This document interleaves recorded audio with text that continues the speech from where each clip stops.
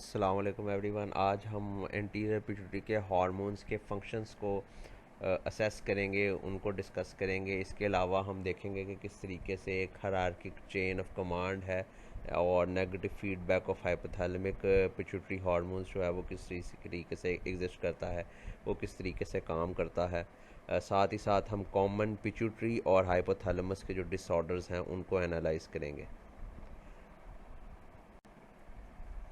अब अगर आप देखो तो लास्ट लेक्चर में मैंने आपको बताया था कि एंटीरियर पिट्यूटरी जो है उसके अंदर 5 सेल टाइप्स हैं: थायरोट्रॉफ्स, कॉर्टिकोट्रॉफ्स, लैक्टोट्रॉफ्स, सोमैटोट्रॉफ्स और गनैडोट्रॉफ्स।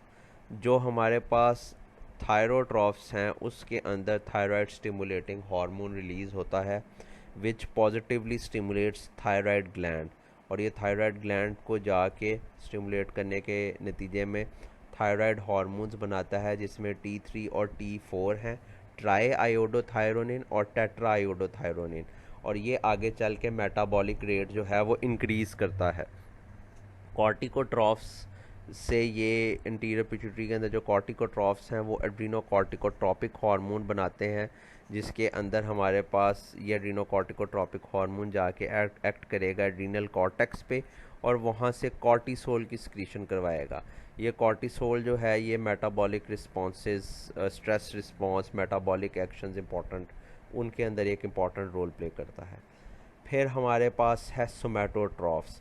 सोमैटोट्रॉफ्स के अंदर हमारे पास ग्रोथ हार्मोन सिंथेसाइज होता है और ये ग्रोथ हार्मोन जो है ये लिवर के ऊपर जाके एक्ट करता है और इंसुलिन लाइक ग्रोथ फैक्टर को रिलीज़ करवाता है।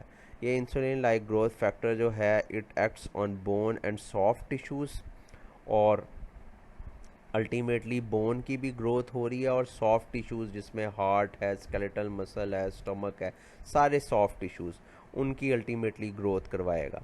सो ये इसका वन डायमेंशनल इफेक्ट है। Second, it also acts on adipose tissue, muscle और लिवर, और उसके अंदर ये कुछ प्रोसेसेस को इन्हांस करेगा और कुछ सब प्रोसेसेस को इनहिबिट करेगा, और ये मोस्टली मेटाबॉलिक डोमेन है इसकी, जिसमें ये फॉर एग्जांपल एनाबॉलिक एक्टिविटी करवाएगा। एनाबॉलिक एक्टिविटी से मेरी मुराद ये है कि प्रोटीन सिंथेसिस करवाएगा। तो इसके कुछ मेटाबॉलिक एक्शंस भी हैं और वो हम मेटाबॉलिज्म के अंदर मैं आपके साथ एक ब्रीफ ओवरव्यू सारे हार्मोन्स का शेयर करूँगा, जिसमें आपको आइडिया हो जाएगा कि कौन सा हार्मोन जो है वो उसका फ़ैट के ऊपर क्या इफ़ेक्ट है, प्रोटीन के ऊपर क्या इफ़ेक्ट है और कार्बोहाइड्रेट के मेटाबॉलिज्म के ऊपर क्या इफ़ेक्ट है। इसी तरीके से हमारे पास गोनाडोट्रॉप्स हैं जो कि गोनाडोट्रोपिन रिलीज़ करते हैं, जिसमें हमारे पास FSH है और LH है। ये FSH जो है इट एक्ट्स ऑन दोनों FSH और LH जो हैं they can act on ovaries in females and testis in males, यानी गनैड्स के ऊपर एक्ट करते हैं, and they cause excretion of sex hormones जिसमें हमारे पास ईस्ट्रोजन और प्रोजेस्टेरॉन है फीमेल्स के अंदर और टेस्टोस्टेरोन है मेल्स के अंदर।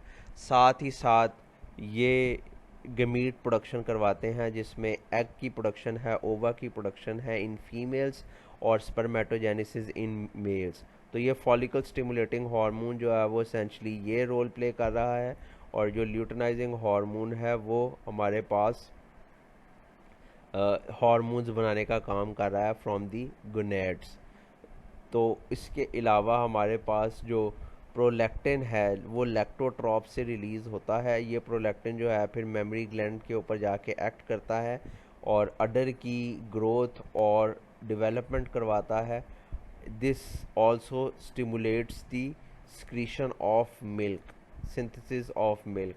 तो प्रोलैक्टिन जो है it favours the development of the order, development of the mammary gland, development of the breast, or and also secretion of the milk.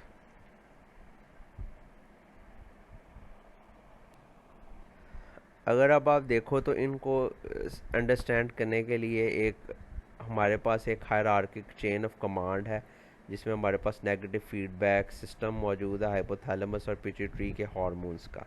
अगर देखो तो हमारे पास न्यूरल और हार्मोनल इनपुट है जो कि हाइपोथैलेमिक न्यूरोस्क्रीटरी न्यूरॉन्स को पॉजिटिव या नेगेटिव स्टिमुलस दे सकता है। ये हाइपोथैलेमिक न्यूरोस्क्रीटरी न्यूरॉन्स जो है वो हार्मोन 1 सिंथेसाइज करवाएगा। वो हार्मोन 1 जो है आगे चल के पोर्टल सिस्टम के ज़रिए एंटीरियर पिट्यूटरी को पॉजिटिव या नेगेटिव इफ़ेक्ट देगा। ये एंटीरियर पिट्यूटरी जो है ये हार्मोन 2 सिंथेसाइज करवाता है which is secreted into the systemic circulation। ये हार्मोन 2 जो है after it is secreted into the systemic circulation it will go and bind with the target endocrine gland। ये टारगेट एंडोक्राइन ग्लैंड जो है उसके बाद कोई थर्ड हार्मोन secrete करेगा and this hormone will go into the systemic circulation and bind with its own target cells और ये ultimately कोई फिजियोलॉजिकल इफ़ेक्ट देगा। तो ये एक brief hierarchic chain of command है और नेगेटिव फीडबैक है जो हाइपोथैलेमस और पिट्यूटरी के हार्मोन्स के अंदर एग्जिस्ट करता है। अगर इसी को आप देखो in context of a particular specific feedback mechanism, और इस सिचुएशन के अंदर इसने कॉर्टिकोट्रॉफ्स को डिस्कस किया है, एड्रीनल ग्लैंड के हार्मोन्स को, एंटीरियर पिट्यूटरी से एड्रीनोकॉर्टिकोट्रॉपिक हार्मोन को, हाइपोथैलेमस से कॉर्टिकोट्रोपिन रिलीजिंग हार्मोन को। तो अगर आप देखो हमारे पास कोई भी सिचुएशन आई जिसमें स्ट्रेस आया, उसके नतीजे में क्या होगा, हाइपोथैलेमस को स्टिमुलस मिलेगा, पॉजिटिव स्टिमुलस मिलेगा। हाइपोथैलेमस जो है रिलीज़ करवाएगा कॉर्टिकोट्रोपिन रिलीजिंग हार्मोन, इसकी कंसंट्रेशन इंक्रीज़ कर जाएगी ब्लड के अंदर सिस्टेमिक सर्कुलेशन में। Hypothalamus will release this corticotropin releasing hormone into the blood, और ये पोर्टल सिस्टम के ज़रिए एंटीरियर पिट्यूटरी के पास जाएगा। ये याद रखना कि इसकी कुछ मिकदार जो है वो सिस्टेमिक सर्कुलेशन के अंदर भी मौजूद होगी, it will go through this pathway, through this systemic circulation. But essentially चूँकि ये पोर्टल सिस्टम के अंदर सक्रीट होता है तो एंटीरियर पिट्यूटरी के ऊपर ये बाइंड करके अपना ज़्यादातर काम कर चुका होता है। हाँ, जब ये सिस्टेमिक सर्कुलेशन में रहेगा तब तक जब तक इसकी हाफ लाइफ नहीं आ जाती, हाफ लाइफ नहीं अचीव हो जाती। तो corticotropin releasing hormone will increase and it will be released into the portal system. ये इस पोर्टल सिस्टम के ज़रिए एंटीरियर पिट्यूटरी के पास जाएगा और एंटीरियर पिट्यूटरी से एड्रीनोकॉर्टिकोट्रोपिक हार्मोन, जिसको हम कॉर्टिकोट्रोपिन भी कहते हैं, उसको रिलीज़ करवाएगा। एंटीरियर पिट्यूटरी के अंदर कॉर्टिकोट्रॉफ्स के साथ बाइंड करेगा जाके और एड्रीनोकॉर्टिकोट्रोपिक हार्मोन रिलीज़ करवाएगा। ये एड्रीनोकॉर्टिकोट्रोपिक हार्मोन जो है it will go into the systemic circulation, it will bind with the adrenal cortex, और एड्रीनल कॉर्टेक्स से बाइंड करने के बाद ये वहाँ से कॉर्टिसोल की सिंथेसिस करवाएगा। कॉर्टिसोल जो है जब वो रिलीज़ होगा it will go into the systemic circulation, और सिस्टेमिक सर्कुलेशन के अंदर ये जितने भी सेल्स हैं जिसके साथ कॉर्टिसोल बाइंड कर सकता है ये वहाँ पे जाके मेटाबॉलिक चेंजेस ऐसी करेगा जो कि स्ट्रेस को एलिविएट करने का काम करेंगी, जिसमें मोस्टली कॉर्टिसोल क्या करता है कि ज़्यादा से ज़्यादा ग्लूकोज सिंथेसिस करवाता है, सारे के सारे मेटाबोलाइट्स को कन्वर्ट करना शुरू कर देता है इनटू ग्लूकोज, और ग्लूकोज जो है वो अल्टीमेटली चूँकि वही चाहिए ना नर्वस सिस्टम को, तो ये ऐसी मेटाबॉलिक चेंजेस करेगा that will help resist stress. जैसी कॉर्टिसोल की कंसंट्रेशन इंक्रीज करती है it gives a negative feedback to the anterior pituitary as well as to the hypothalamus, कि हाइपोथैलेमस कॉर्टिकोट्रोपिन रिलीजिंग हार्मोन की प्रोडक्शन कम कर दे और साथ ही साथ एंटीरियर पिट्यूटरी से एड्रीनोकॉर्टिकोट्रोपिक हार्मोन की प्रोडक्शन भी कम कर दे। तो ये हमारे पास नेगेटिव फीडबैक की लूप्स हैं, ये लॉन्ग लूप्स हैं।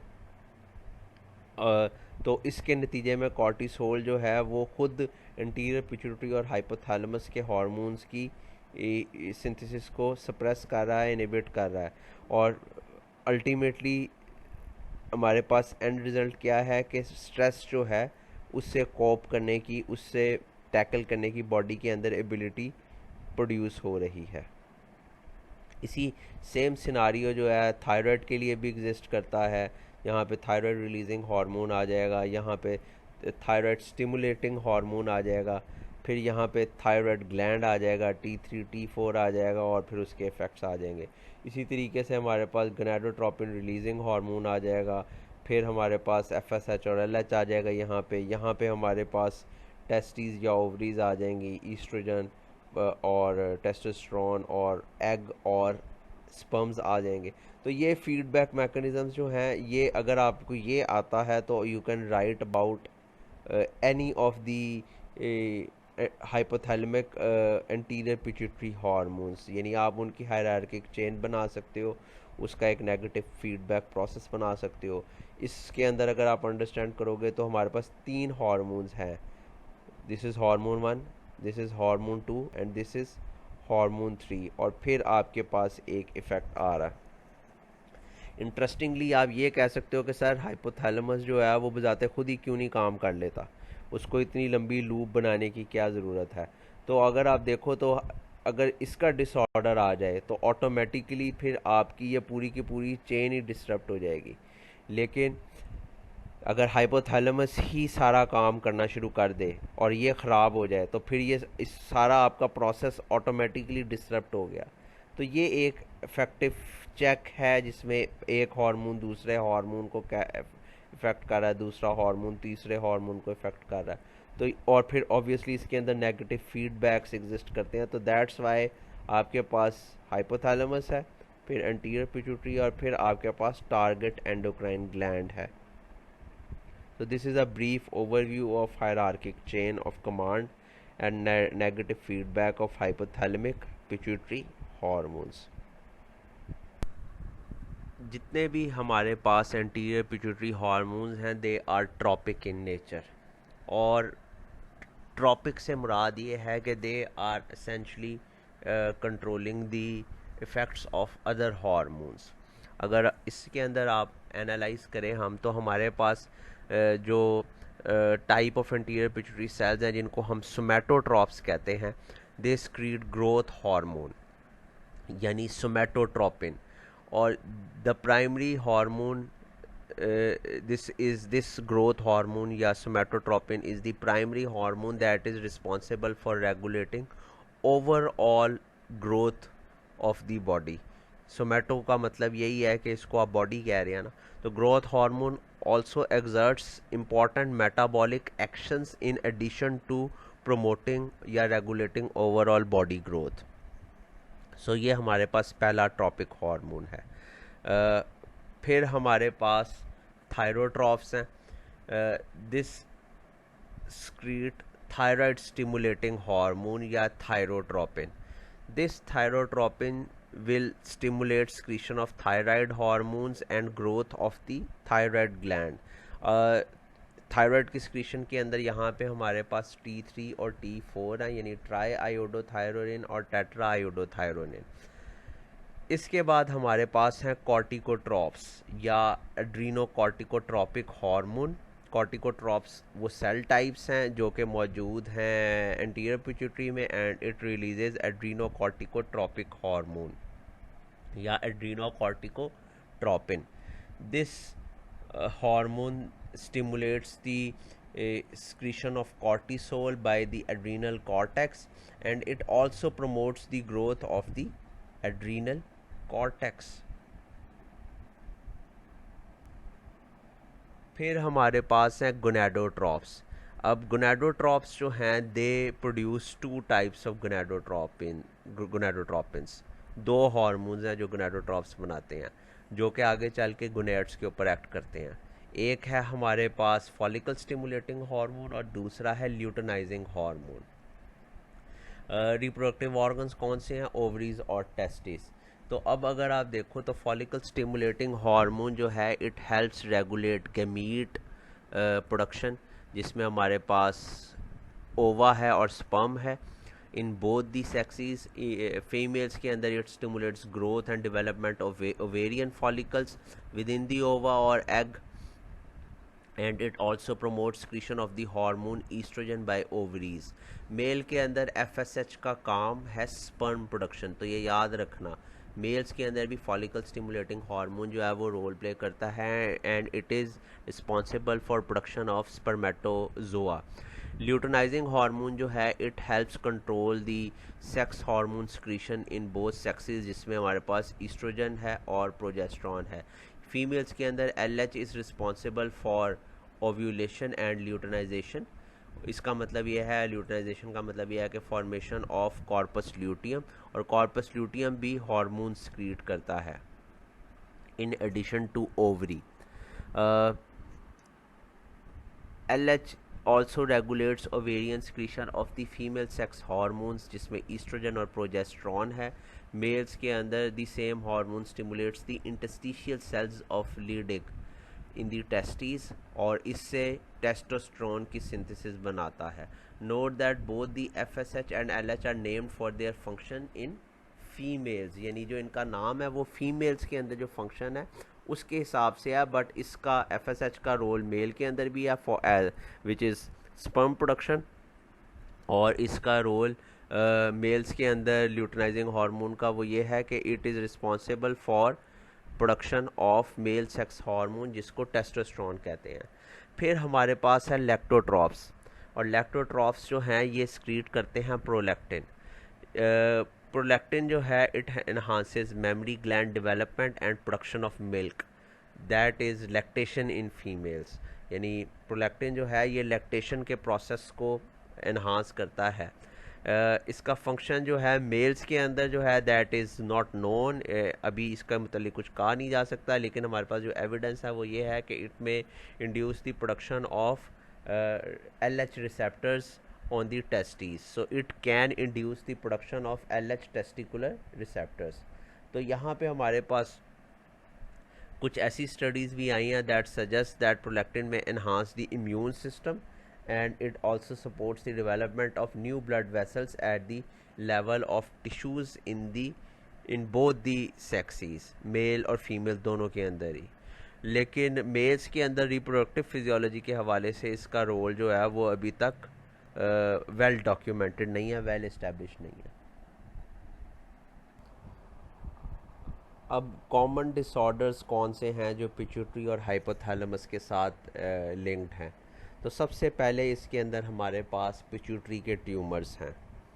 जो पिट्यूटरी के ट्यूमर्स हैं they are mostly non functional pituitary tumours, और इसके नतीजे में हमारे पास फंक्शनैलिटी तो नहीं उन हार्मोन्स की अचीव होती, बट उन हार्मोन्स की प्रोडक्शन पिट्यूटरी के ट्यूमर्स के अंदर इंक्रीज़ कर जाती है। तो जो इसका पेरिफेरल एंडोक्राइन ग्लैंड है उसको कॉन्टीन्यूसली स्टिमुलस मिलता रहता है, तो उसके नतीजे में वो ग्लैंड जो है वो बड़ा हो सकता है, उसका साइज़ इंक्रीज़ कर सकता है, उसकी हाइपरट्रॉफी हो सकती है। तो हमारे पास पिट्यूटरी ट्यूमर्स हैं। फिर एक चीज़ है पैन हाइपोपिट्यूटरिज्म, ये एक और डिसऑर्डर है जो कि एक रिलेटेड है विद दी पिट्यूटरी। फिर हमारे पास डायबिटीज़ इंसिपिडस है। डायबिटीज़ इंसिपिडस ये है कि आप कॉन्टीन्यूसली डायूरेसिस हो रही है और एंटी डायूरेटिक हार्मोन का कोई कंट्रोल नहीं है किडनीज़ के ऊपर। ये नेफ्रोजेनिक भी हो सकता है और सेंट्रल डायबिटीज़ इंसिपिडस भी हो सकता है। तो ये कुछ ब्रीफ डिसऑर्डर्स हैं जो आप आगे चल के पैथोलॉजी के अंदर डिस्कस करोगे, which are related to pituitary and hypothalamus.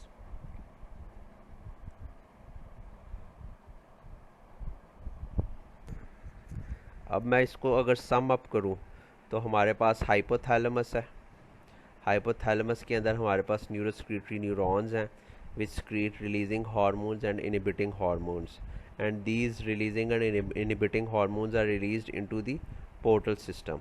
यहाँ पे हमारे पास सिस्टेमिक आर्टीरियल ब्लड आता है टू द हाइपोथैलेमिक रीजन, और कैपिलरीज जो हैं हाइपोथैलेमस के अंदर जो बनती हैं वो अल्टीमेटली वेन बनाएंगी, और वो वेन जो है वो हार्ट के पास जानी चाहिए, but it goes into the anterior pituitary, इसलिए इसको हाइपोथैलेमिक हाइपोफिजियल पोर्टल सिस्टम कहते हैं।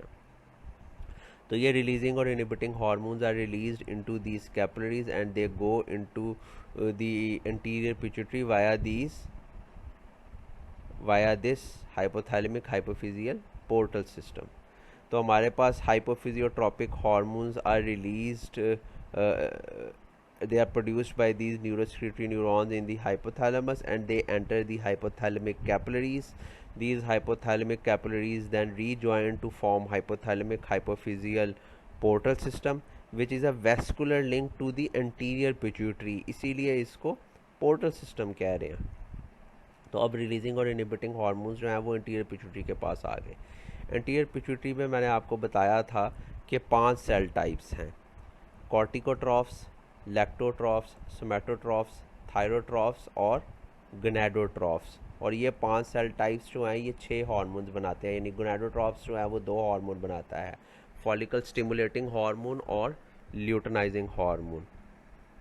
तो अब हमारे पास ये याद रखना कि हाइपोथैलेमस और एंटीरियर पिट्यूटरी का क्या एनाटॉमिकल कनेक्शन है, पोर्टल सिस्टम। और हाइपोथैलेमस और पोस्टीरियर पिट्यूटरी का क्या एनाटॉमिकल कनेक्शन है, axons of these neurosecretory neurons will go into the posterior pituitary. अब endocrine cells of anterior pituitary के अंदर हमारे पास 5 डिफरेंट सेल टाइप्स हैं, जिनके हार्मोन्स मैंने पीछे भी डिस्कस किए हैं। उनके फंक्शंस जो हैं वो रिस्पेक्टिव पेरिफेरल एंडोक्राइन ग्लैंड, जिसमें थायराइड है, रीनल है, जो ग्रोथ हार्मोन प्रोलैक्टिन है अडर के ऊपर जो काम करता है, या FSH और LH है जो ओवरीज और टेस्टिस के ऊपर काम करते हैं, वो अपने रिस्पेक्टिव फंक्शंस जो हैं वो परफॉर्म करेंगे। ये कैपिलरीज जो हैं इन दी एंटीरियर पिट्यूटरी जो है वो इन सेल्स को ड्रेन करेंगी। इसके नतीजे में हमारे पास जो रिलीजिंग और इनिबिटिंग हार्मोन्स हैं वो इन सेल टाइप्स को स्टिमुलेट कर सकते हैं या इनिबिट कर सकते हैं।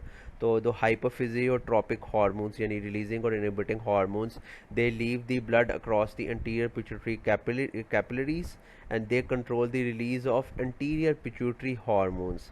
जब एंटीरियर पिट्यूटरी हार्मोन्स की रिलीज़ को कंट्रोल किया जाएगा तो this stimulate the production of different hormones by the anterior pituitary. और जब when there is an appropriate stimulus by the hypothalamic releasing hormone, the anterior pituitary secretes a given hormone into these capillaries. अब ये capillaries जो हैं they will rejoin together. After their rejoining they will drain into the systemic circulation through this vein that has been joined by various anterior pituitary capillaries. So anterior pituitary capillaries essentially rejoin to form a vein through which the anterior pituitary hormones leave for ultimate distribution throughout the body by systemic circulation.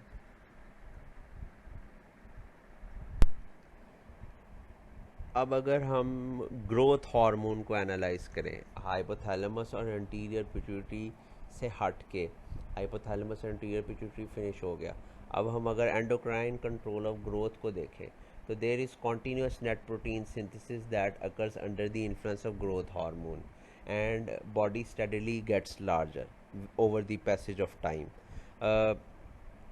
Wait gain जो है that alone is not synchronous with growth, यानी weight gain जो है वो उसका मतलब ये नहीं है कि ग्रोथ हो रही है, बिकॉज वेट गेन जो है that can also occur by retaining excess water और storing fat without true structural growth of tissues.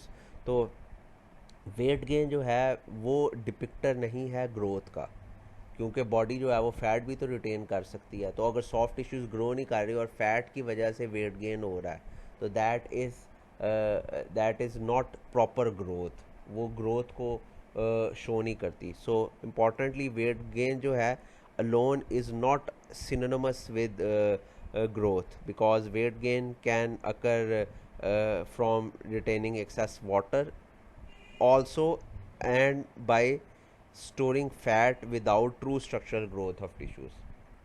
अब growth requires essentially net synthesis of protein. Growth का मतलब ये है कि प्रोटीन सिंथेसिस हो and also it includes the lengthening of long bones, जिसमें हमारे पास बोन्स की जो एक्सट्रीमिटीज़ है वो भी ग्रो करें as well as increase in size and number of cells in the soft tissues. So अगर हमने ग्रोथ को डिफाइन करना हो तो growth is actually the net synthesis of proteins and it includes lengthening of long bones as well as increase in size and number of cells in the soft tissues. और soft tissues के अंदर हमारे पास सारे ही आ जाते हैं, heart, liver, spleen, kidney, lungs, stomach etcetera. अब जो ग्रोथ है it depends on growth hormone but it is also influenced by other factors as well. तो ग्रोथ हार्मोन के अलावा भी कुछ फैक्टर्स हैं जो ग्रोथ को इम्पेक्ट करते हैं, जिसमें सबसे इम्पॉर्टेंट है हमारे पास जेनेटिक डिटर्मिनेशन। जेनेटिक डिटर्मिनेशन एक इम्पॉर्टेंट कंपोनेंट है जो कि डिटरमिन करेगा कि इंडिविजुअल की मैक्सिमम ग्रोथ कैपेसिटी क्या है। इसके बाद हमारे पास एडिक्वेट न्यूट्रिशन जो है, जिसमें हमारे पास टोटल प्रोटीन्स और एम्पल एसेंशियल अमाइनो एसिड्स जो हैं वो बड़े इंपॉर्टेंट हैं, उनकी प्रोविज़न बहुत इंपॉर्टेंट है थ्रू डाइट। तो ये दोनों इंपॉर्टेंट चीज़ें हैं जो कपल करेंगी और ग्रोथ को डिटरमिन करेंगी अलॉन्ग साइड ग्रोथ हार्मोन। अगर आप देखो तो फॉर एग्ज़ाम्पल हमारे पास ग्रोथ स्टंटिंग इफ़ेक्ट्स भी आते हैं बिकॉज ऑफ इम्प्रॉपर न्यूट्रिशन। तो इसीलिए जेनेटिक डिटर्मिनेशन और एडिक्वेट न्यूट्रिशन जो है वो ग्रोथ के लिए बहुत इंपॉर्टेंट पैरामीटर्स हैं, बैरोमीटर्स हैं टू असेस द ग्रोथ। इसके अलावा ग्रोथ के लिए हमारे पास there should be freedom from chronic disease and also कोई स्ट्रेस ना हो। तो जब आप जानवर रियर कर रहे हो तो you should avoid stressful environmental conditions, ताकि उसकी ग्रोथ जो है वो हैम्पर ना हो सके। तो stunted growth can under adverse circumstances is a result in large part of prolonged stress that is induced by cortisol secretion from the adrenal cortex। तो हमने ग्रोथ के लिए हमारे पास एक और इम्पॉर्टेंट चीज़ ये है कि there should be freedom from chronic disease and stressful environmental conditions. फिर हमारे पास there should be normal levels of growth influencing hormones. तो ग्रोथ हार्मोन के अलावा कुछ और भी हार्मोन्स हैं, जिसमें हमारे पास थायराइड हार्मोन है, इंसुलिन है, गोनैड्स हैं। They play an important secondary role in promoting the growth. तो इनके प्रॉपर लेवल्स भी चाहिए आपको। So the body requires normal levels of growth influencing hormones, जिसके अंदर हमारे पास थायराइड है, इंसुलिन है, गोनैडल हार्मोन्स है। तो these hormones play secondary role in promoting growth।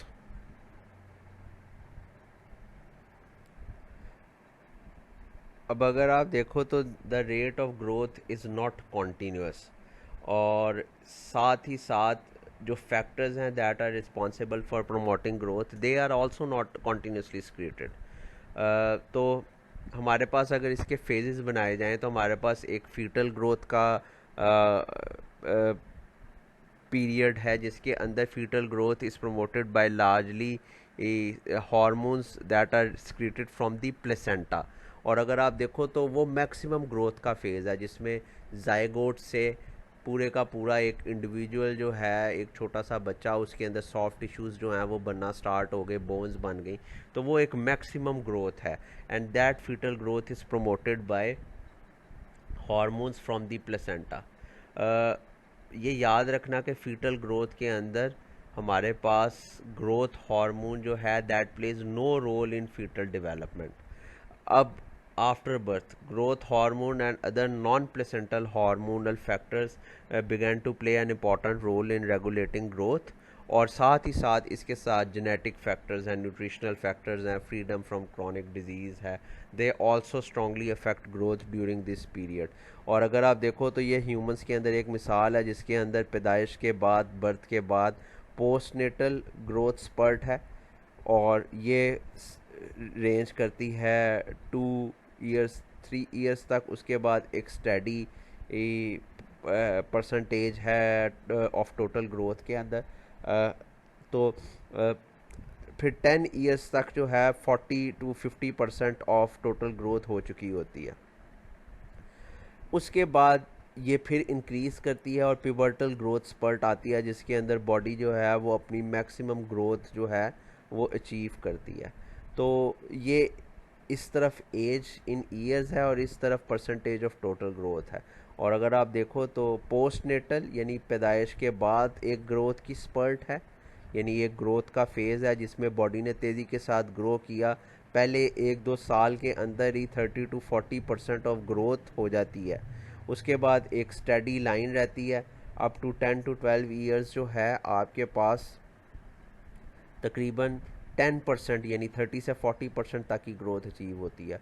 उसके बाद जब पिबर्टल ग्रोथ स्पर्ट आती है तो वो जो 50-60% है उससे 100% तक बॉडी मैक्सिमम अचीव कर लेती है, and in about 20 years the growth of body is complete.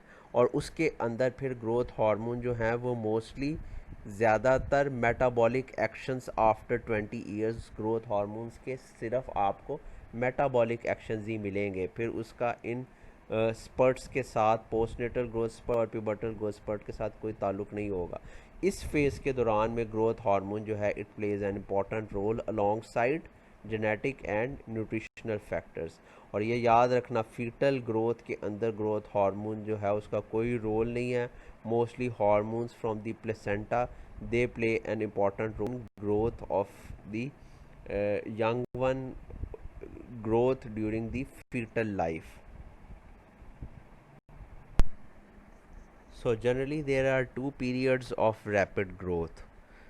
पहली postnatal growth spurt which takes place during the first 2 years of life, and then there is pubertal growth spurt that occurs during the adolescence. तो ये दो growth sprouts हैं जिसमें हमारे पास पहली वाली post natal growth spurt जो है that occurs during the first 2 years of life, और प्यूबर्टल ग्रोथ स्पर्ट जो है that occurs during the adolescence. So from age 2 until puberty the rate of linear growth progressively declines.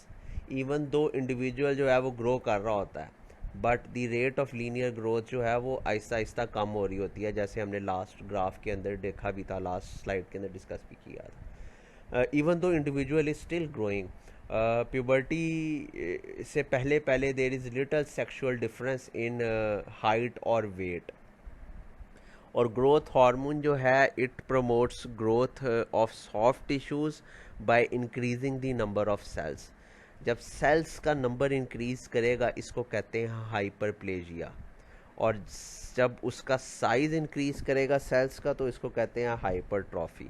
So growth hormone promotes growth of soft tissues by two different mechanisms.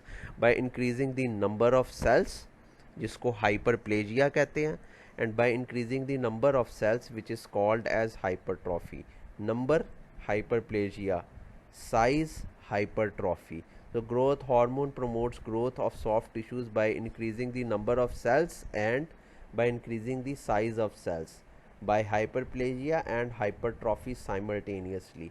यानी आपने अगर growth करवानी है soft tissues की तो number भी increase करना चाहिए और साइज़ भी इंक्रीज़ करना चाहिए. इस लेक्चर को कंक्लूड करते हैं. कल हम देखेंगे कि प्यूबर्टी के दौरान जो है किस तरीके से there is a marked acceleration in linear growth, and this linear growth takes place because the long bones जो हैं they are lengthening, they are increasing in size. उनकी जो लेंथ है वो इंक्रीज़ कर रही है. तो इसको हम कल डिस्कस करेंगे विद द डायग्राम्स. इस लेक्चर के हवाले से कोई क्वेश्चन है तो प्लीज़ आस्क. Thank you.